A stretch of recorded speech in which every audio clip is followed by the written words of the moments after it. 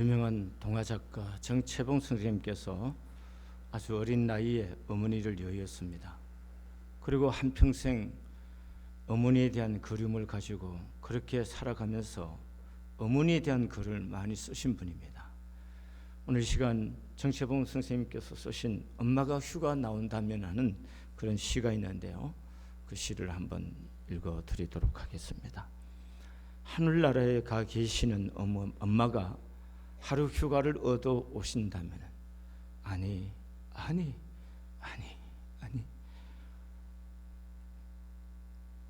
단 5분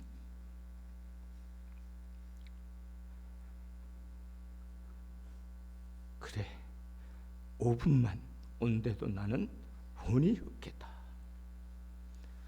얼른 엄마 품 속으로 들어가 엄마와 눈맞춤도 하고 젖가슴도 맞으시고 그리고 한 번만이라도 엄마 하고 소리내 불러보고 숨겨놓은 세상살아 중에 딱 한 가지만 억울했던 그 일을 일러 바치고 엉문 울겠다.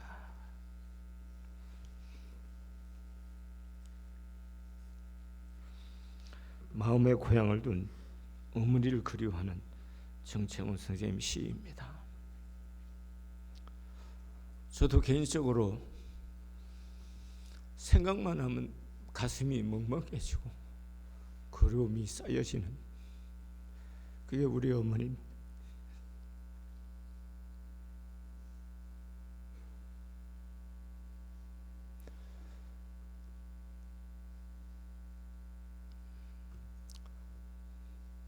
어머니를 모시고 싶은 마음 가득했지만 한 번도 모시지 못했던 그런 마음의 고통이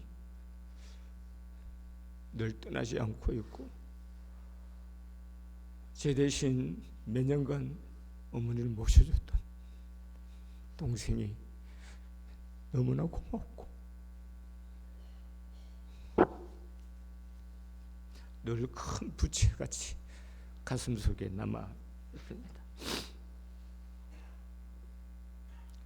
우리가 아버지, 어머니 그렇게 부르는 거죠.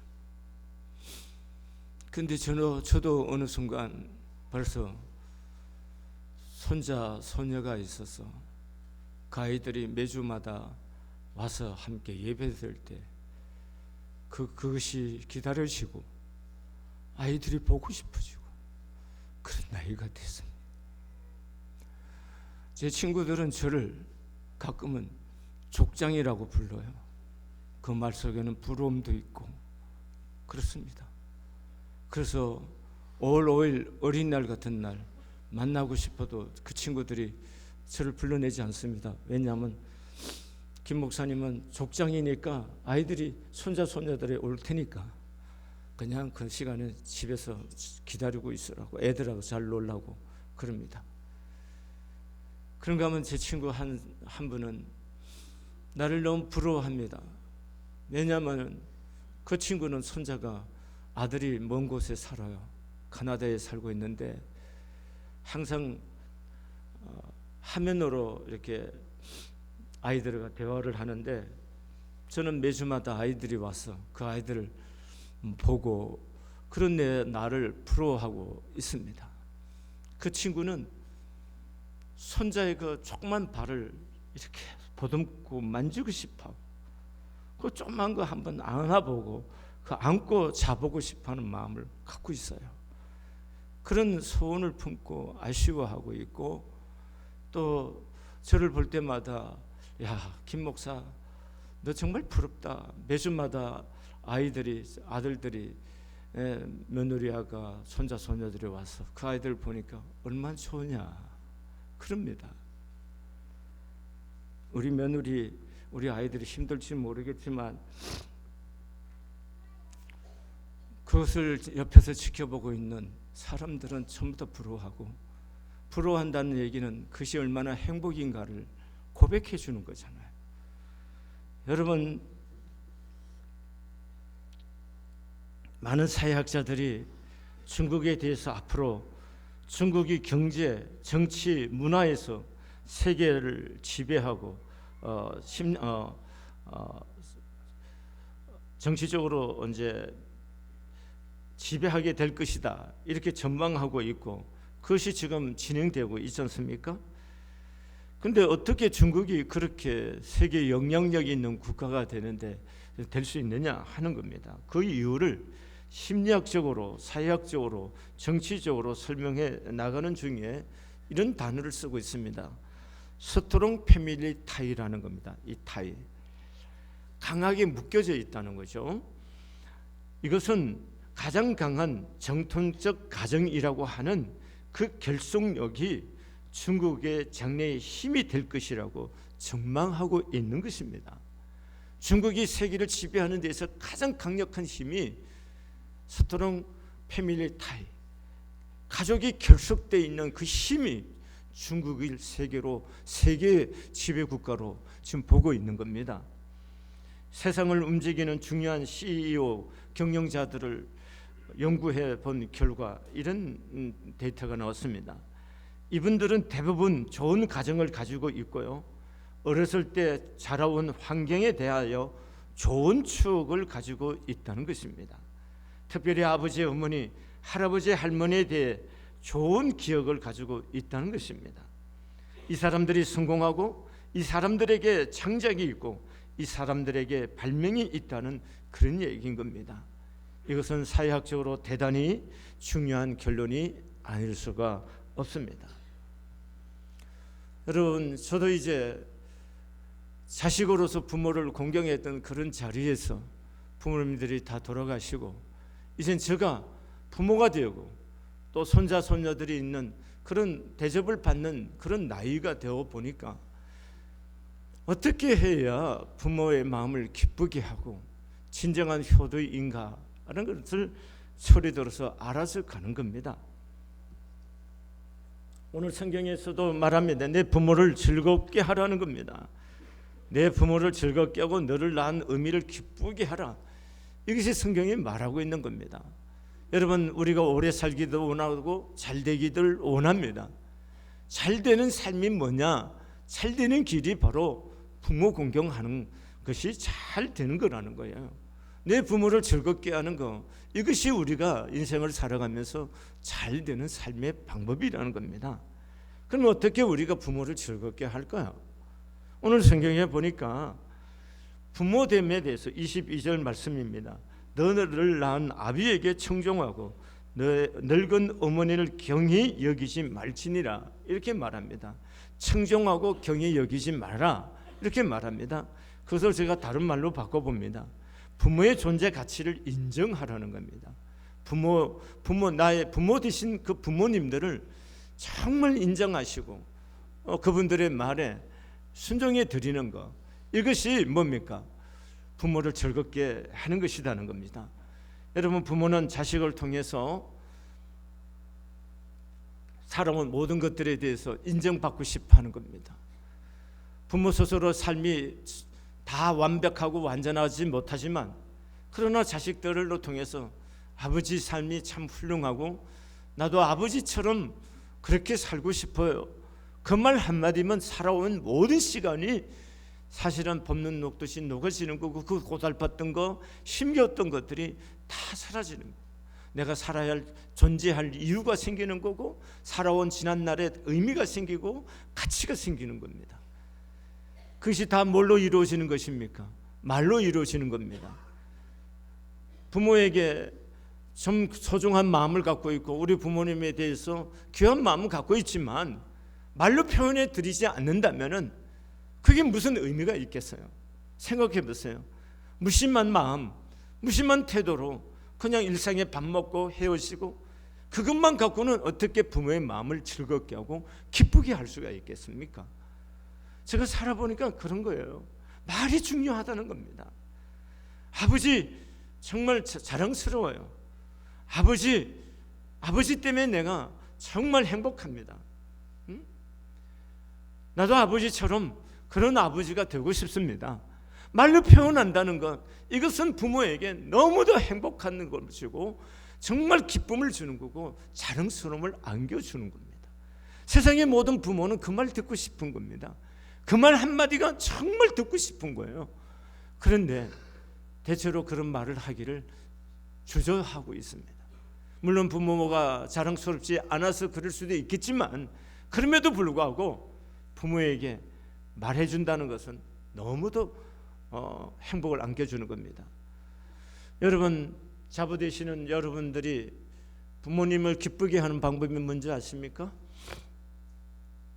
어머니 아버지 이렇게 좋은 아범을 태어나 낳아주시고 이런 나의 남편으로 살아갈 수 있게 해주셔서 너무 고맙고 감사하다고 한 번만 해보세요. 그럼 얼마나 자랑스럽겠어요. 또 처가시고 장모 장인에게 어머니 이렇게 좋은 딸을 낳아주셔서 아내 삼게 해주셔서 너무 고맙습니다. 그 말 한마디 한번 해보세요. 그러면 부모들은 뭐예요? 정말로 자식 낳은 보람을 느끼는 거고 행복해지는 겁니다. 이건 돈 들이고 하는 거 아니지 않습니까? 얼마든지 말로도 행복을 주고 기쁨을 주고 보람을 안겨줄 수 있는 거지 않습니까? 자, 우리 젊은 세대 꼭 오늘 한번 찾아뵙지 못하더라도 전화로도 그렇게 말해 볼 수 있으시기를 바랍니다. 그 다음에 자녀들이 부모를 기쁘게 하고 즐겁게 하는 방법이 뭐냐? 오늘 24절에 보니까 의인의 아버지는 크게 즐거울 것이요 이렇게 말했습니다. 의인이 뭘까요? 의인이 믿음으로 의롭다함을 받는 거예요. 그러면 잘 보세요. 우리가 믿음의 삶을 산다는 것은 뭐냐면은 하나님의 말씀대로 산다는 거지 않습니까? 부모가 되어서 자식이 하나님을 잘 공경하고 하나님의 말씀대로 순종해서 믿음의 삶을 잘 살아가는 모습을 보면 부모는 더 바랄 것이 없이 행복하는 거고 그것 자체가 자랑이고 기쁨이고 보람이고 감격인 겁니다. 그래서 어디든지 가서 자랑하고 싶어요. 우리 아이들이 이렇게 믿음 생활을 잘해서 하나님 앞에 이렇게 하는 교회 생활을 하고 또 교회 목사님들에게 기쁨을 드리고 교회 성도들에게 참 좋은 관계를 맺고 사는 이런 삶을 산다. 이게 보람이고 기쁨이라는 겁니다. 여러분, 우리가 부모를 행복하게 하고 즐겁게 해드리는 방법이 여러 가지겠지만 우리 믿는 부모들에게는 가장 자랑스러움이 뭐냐? 믿음의 삶을 잘 살아가는 겁니다. 하나님 앞에 믿음으로 말씀을 읽고 경건한 삶을 살고 그래서 자녀들을 믿음 안에서 키우려고 기도하는 모습들을 보면서 그런 자녀들을 보고 사는 부모는 행복한 거죠. 자랑스러운 거고. 여러분, 믿는 부모들에게 남의 자식이 부러울 때가 언제입니까? 어디 가서 믿음으로 아이들이 반듯반듯하게 살아가는 모습들을 보면 그게 얼마나 부러운 겁니까? 사실은 공부를 잘해서 성공하는 것도 중요하지만 믿는 사람들에게서 가장 자랑스러운 자녀는 뭡니까? 믿음으로 소명을 갖고 믿음으로 살고 하나님의 영광을 위해서 삶을 드리는 아름다운 모습을 볼 때 부모로서는 덧없이 기쁨이고 자랑이고 감격이 될 줄로 믿습니다. 그 다음에 오늘 24절에서도 말씀합니다. 지혜로운 자식을 낳은 자는 그로 말미암아 즐거울 것이다 이렇게 말했습니다. 지혜로운 자녀를 보는 것, 이것 또한 뭡니까? 부모에겐 자랑스러우고 기쁨입니다. 그럼 지혜가 뭘까요? 여러분, 역대하 1장의 말씀에 보면은 솔로몬이 하나님께 1,000번제를 드립니다. 그러고 났을 때 하나님께서 그의 소원을 들어주려고 뭐든지 구하라고 합니다. 그러니까 솔로몬이 하나님, 나는 아직 어리니까 내게 지혜로운 마음을 주시고 지식을 주셔서 하나님께서 주신 이 백성을 잘 판결을 하고 잘 백성을 치리할 수 있도록 지혜로운 마음을 달라고 합니다. 그리고 지식을 달라고 구합니다. 그때 하나님이 너무 기뻐서 그가 구하지 않은 것까지도 덤으로 넘치게 주시는 그런 장면이 나옵니다. 그러면 솔로몬이 구한 그 지혜가 뭘까요? 지혜를 달라고 합니다. 그것이 뭐냐? 듣는 마음이라는 것입니다. 듣는 마음. 지혜로운 마음이 뭐예요? 듣는 마음입니다. 현대인들은, 특별히 젊은이들은요, 부모가 2번 얘기 딱 하면 잔소리로 듣고요, 굉장히 불쾌하고 눈을 이렇게 들고 쳐다볼, 더 심하면 뭐요? 문을 닫고 나가버리고요, 몇 분만 더 되면요 그만하죠. 딱 잘라버리고 이런 짓을 해요. 여러분, 사실은요, 잔소리 자체가 사랑인 겁니다. 제가 선배 한 분이 계시는데 그 선배 부친께서 오랫동안 병석에 누워 계셨어요. 그러다가 장례를 별세하셔서 장례를 치렀는데 그 후에 제가 어느 날 만났을 때 그 선배가 이런 얘기 하는 거예요. 김 목사, 내게 아무것도 해줄 수 없는 부모였지만 언제나 가서 아버지라고 부를 수 있는 것만으로도 너무 좋았는데 지금은 부를 수도 없고, 아버지가 그렇게 잔소리에 대해서 그러던 아버지인데 이제는 내가 무엇을 하든 잔소리하는 그 아버지도 안 계시고, 내가 세상에 어떻게 살든 누구도 나에게 잔소리하는 사람이 없다는 거예요. 잔소리하지 않기 때문에 자유롭고 좋은 것 같지만 잔소리한다는 것 자체는 나를 사랑하는 사람이 있다는 거잖아요. 누군가 나를 지지해주고 믿어주고 나에게 격려자이고 나의 울타리가 되어주는 사람이 있기 때문에 잔소리해주는 거잖아요. 사실은 그 잔소리 자체가 사랑이고 그 잔소리 자체가 지혜고 그 잔소리 자체가 존경이라는 겁니다. 사실은 부모가 돌아가고 나면 아무도 내가 무슨 짓을 해도 누가 와서 나에게 권면하는 사람도 잔소리하는 사람도 야단치는 사람도 없습니다. 여러분, 부모라는 것은 뭡니까? 내가 다 하지 못하고 다 잘못했지만 그러나 자녀는 잘되기를 원하기 때문에 잔소리하는 거고, 살아온 경륜이 있기 때문에 지혜가 있기 때문에 잔소리하는 거예요. 그게 사랑이고 지혜라는 겁니다. 근데 두 번만 말하면 눈을 부라리거나 듣기 싫어하거나, 여러분, 그런 자녀들을 보면 마음이 먹먹해지는 거죠. 여러분, 부모를 즐겁게 하는 거 돈만 갖다 주면 즐겁게 하는 거 아니에요. 여러분, 부모의 말을 들어드리는 겁니다. 그게 필요 없이 느끼지라도 그냥 들어드리는 거, 그게 효도하는 겁니다. 그게 지혜로운 자식이에요.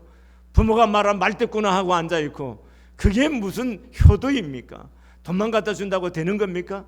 그렇지 않은 사람은 돈만 갖고 사는 게 아니에요. 자식이 부모를 존경하는 마음, 그걸 표현해 주는 것이 말로도 공경해 드릴 뿐만 아니라 부모가 말할 때 잔소리가 들릴 때도 덜어주는 거, 그게 뭐예요? 부모 공경하는 겁니다. 요즘 애들은 너무 똑똑해 갖고요, 어머니 그게 아니고요, 항상 그렇게 토를 다는 아이들이 있어요. 똑똑한 며느리가 겁이 나는 사람들이 있죠. 똑똑한 며느리가 너무 겁이 나요. 왜?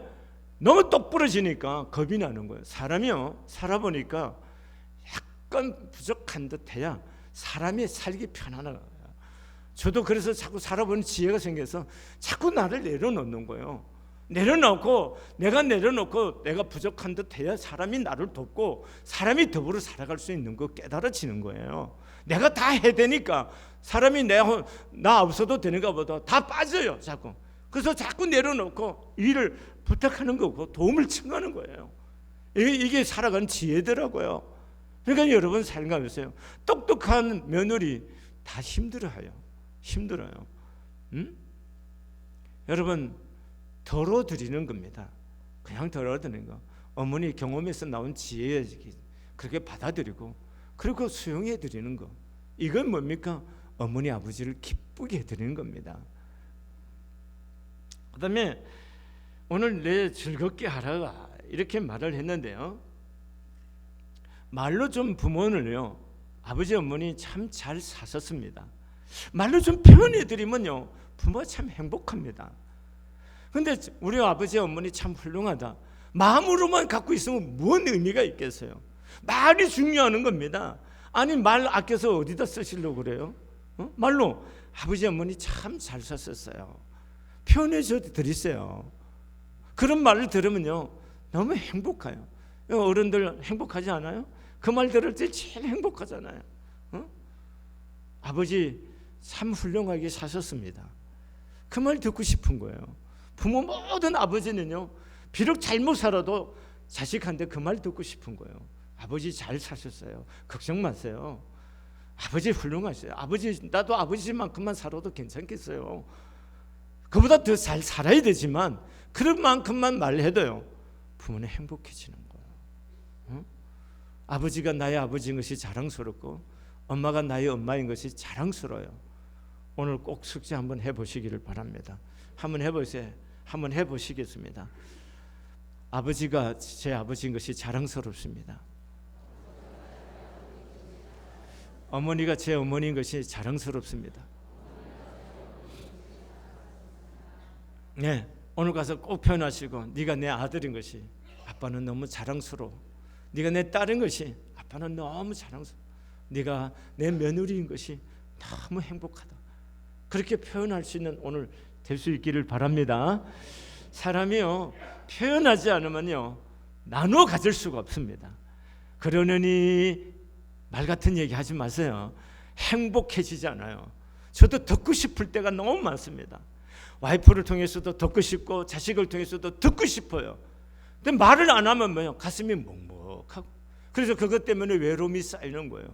왜 외롭겠습니까? 자식이 있고 와이프가 있고 손자도 다 있는데 가슴이 왜 외로워요? 말이 듣고 싶어요. 말이 배고픈 거라고요. 그래서 자식들한테도 아버지 말로 듣고 싶은 거예요. 문자로도 아버지인데 말을 해주고 이렇게 듣고 싶은 거예요. 꼭 문자를 해야 대꾸하는 정도가 아니라 일주일에 한 번씩이라도 아버지 친구같이 전화도 하고 문자도 보내고 하면 얼마나 행복하겠어요. 그 작은 노력이 다 행복하게 만드는 거예요. 인생의 큰 사건이 행복하지 않습니다. 작은 것들이 다 행복하게 만드는 거예요. 사이 되는 친구들이 아버님 이렇게 좋은 딸을 낳아주셔서 말로 못하면 문자로도 보내면 그거 받으면 장인어른이 얼마나 기쁘고 좋겠습니까? 말을 할 때마다 아버지, 제가 우리 장로님 한 분한테 배운 거 있어요. 사위가 결혼해서 근데 매일 전화를 할 때마다 이서방 사랑하네 했대요. 그러니까 그 사위가 아버님 사랑해요 대답하더라는 거예요. 근데 놀라운 것은 뭐냐면은 그 사돈 어른께서 이 전화가 와갖고 이제 우리 장로님 딸 이름을 부르면서 걔가 결혼하더니 우리 아들이 바뀌었다고 그러는 거예요. 어떻게 바뀌었냐니까 한 번도 이놈이 크면서 아버지 사랑한다는 말을 안 했는데, 아니 걔가 결혼해 살더니 이놈이 전화할 때마다 아버지 사랑해요 한다는 거예요. 사실은 뭐예요? 장인어른이 전화할 때마다 이서방 사랑해 라고 맨날 전화할 때마다 했는데, 그 친구도 뭐예요? 전화할 때 그런 아버지 말을 듣고 아버님 사랑합니다 이 말이 몸에 배기 시작해. 입에 배. 근데 자기 아버지한테도 전화할 때 아버지 사랑해요, 이게 그냥 자연스럽게 나온 거예요. 사람은 그거 하나 때문에 행복해지는 거란 말이죠. 돈을 얼만큼 주어서가 행복이 아니라 그런 작은 말 한마디가 아버지의 마음을 가슴 뛰게 만들고 보람을 느끼고 행복감을 주는 거예요. 사람이 사랑한다는 게 뭐예요? 무심함이 사랑하는 거 아니잖아요. 무심함이 아니지 않습니까? 배려해 주는 거예요. 제가 가끔 요즘 나이가 드네요. 귀가 어두워져 가요. 그래서 여자들 작은 목소리 제가 잘 못 듣습니다. 그래갖고 제가 약간 귀가 어두운데 좀 큰 소리 해주세요 부탁할 때 있어요. 그러면 내가 자녀들이 말이죠, 이런 나를 배려해갖고 목소리를 좀 높여서 얘기해주면 얼마나 좋겠어요. 왜 웃지도 않으세요? 사랑이 도대체 뭐예요? 배려가 뭐예요 도대체? 이런 아버지, 나이 들어가는 아버지가 귀가 어둡다 그러면 아버지가 좀 듣기 불편해하면 목소리를 높여서 아빠 뭐 소리를 좀 높여서 얘기를 좀 나도 좀 편하게 하는데 못 들으니까 포기해요. 물으면 싫어하는 표정을 짓는 것 같으니까 두 번 묻기 싫더라고요. 그러니까 못 들으면 그냥 들은 척하고 가만히 있어요. 그런 속으로는 가슴이 타는 거예요. 왜요?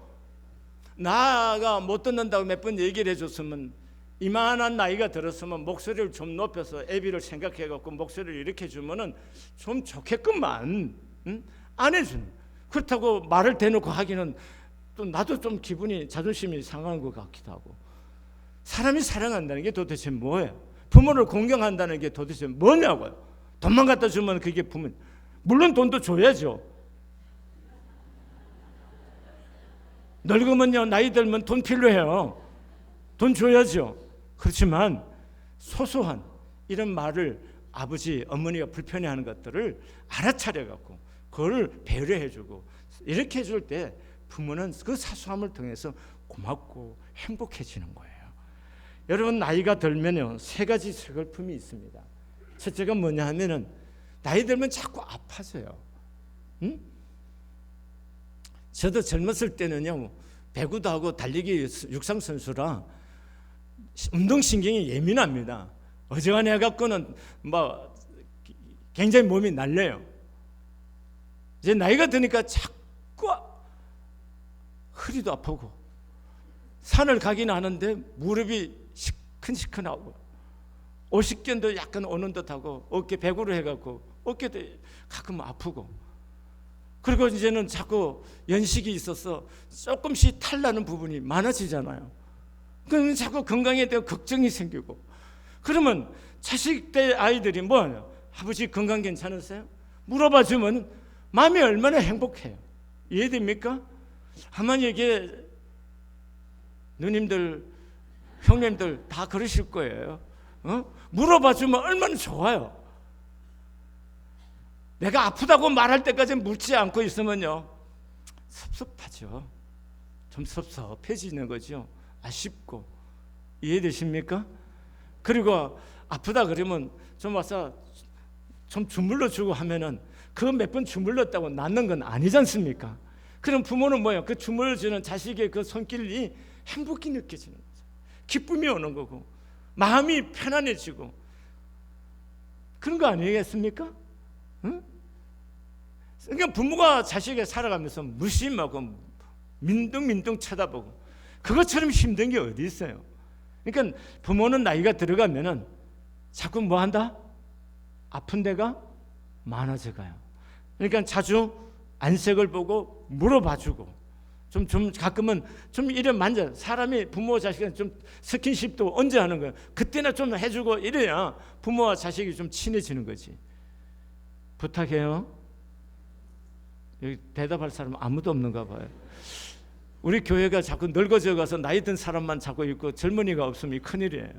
대답할 사람이 많아야 되는데. 부탁해요. 두 번째, 나이 들면요 외로움을 잘 탑니다.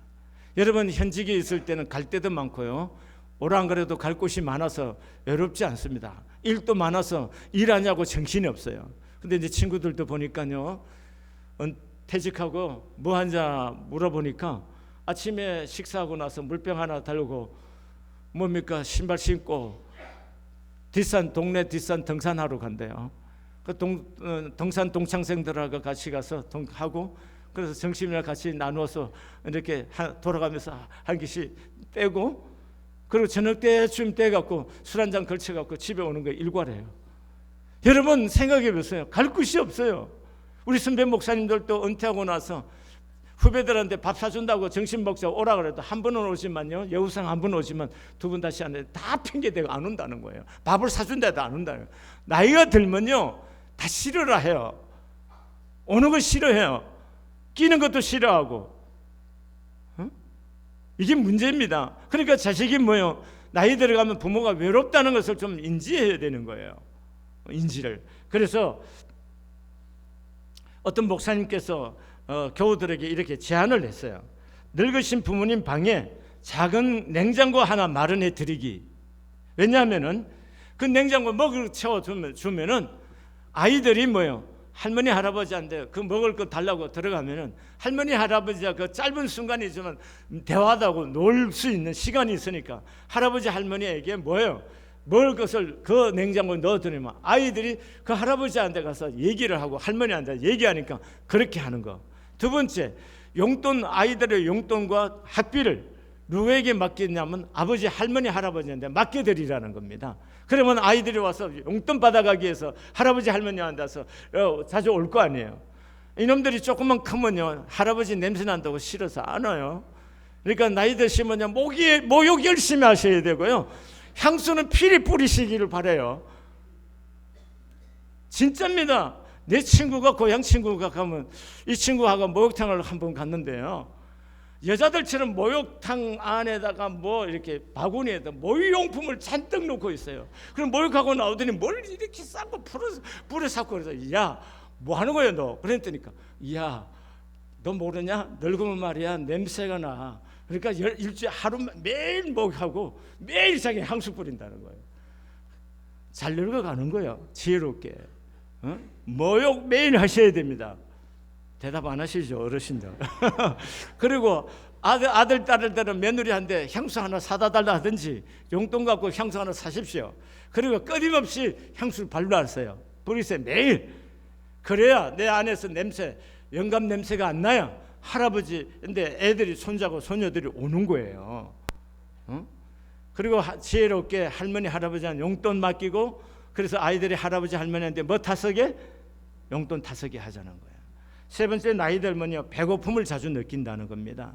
여러분, 우리 여기 목요일날 식당 하는데 보면요 어르신들 와서 엄청 드세요. 왜 드실까요? 배고픔을 느끼는 거예요. 근데 며느리 안 돼 가서 밥 달라고 끼니 말고 밥 달라고 말하기 쑥스러우니까 참는 거예요. 근데 한꺼번에 많이 먹으면 이게 소화 기능이 떨어지니까 많이 드시지도 못하잖아요. 그러니까 자주 배고픔을 느끼는 거예요. 그럼 수시로 먹을 수 있는 것을 준비해 드리라는 겁니다. 이게 부모 공경하고 섬기는 거고 배려하는 거예요. 자, 나이 들면 뭐예요? 아픈 데가 많아요. 나이 들면 뭐예요? 외로워져요. 나이 들면 뭐예요? 배고픔을 느껴요. 이런 것들을 좀 잘 배려해서 섬겨드리고 하면은 예수 믿는 자녀들로 통해서 어르신들이 얼마나 행복하겠습니까? 아시겠죠?